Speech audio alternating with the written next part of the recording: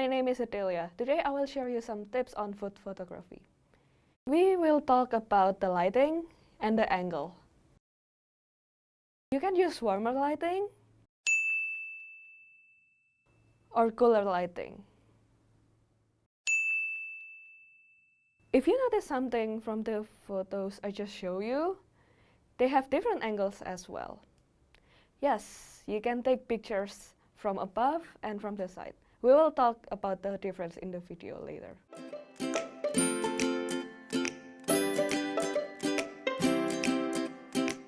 Before we get started, we will need some equipment. First, we will need Canon Rebel T6i. And then we will need a 50mm lens. And also we will need optional lighting kit. You might ask, why is the lighting kit optional? The answer is, the need of lighting kit depends on the lighting in the room. If you have enough natural light, you might want to utilize it since it is free. But weather can be inclement sometimes, and there might be not enough lighting for you to take your pictures on the day you take it, so the lighting kit comes to the rescue.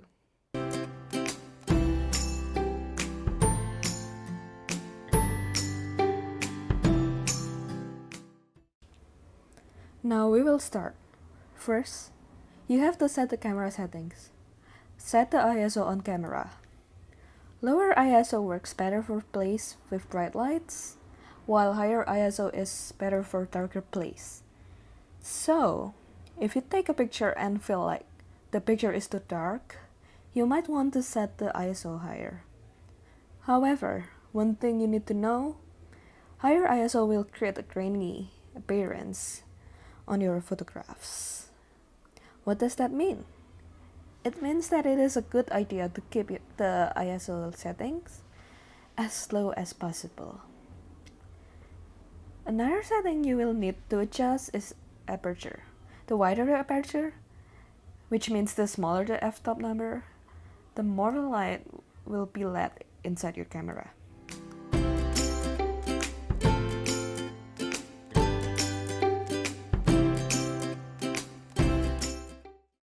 Next, the lighting.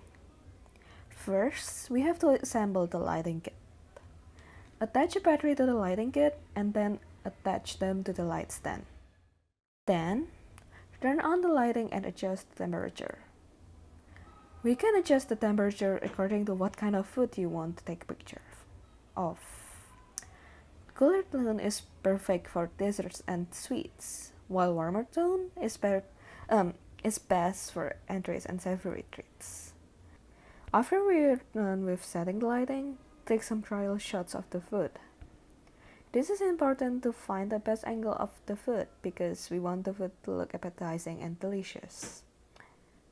Flat lay shot would be great if you want to make the picture look artsy, because you can show everything on the plate in one picture. If you want to do flat lay, minimize distraction by removing all unnecessary things and just keep some necessary decorations. Other option is side shot.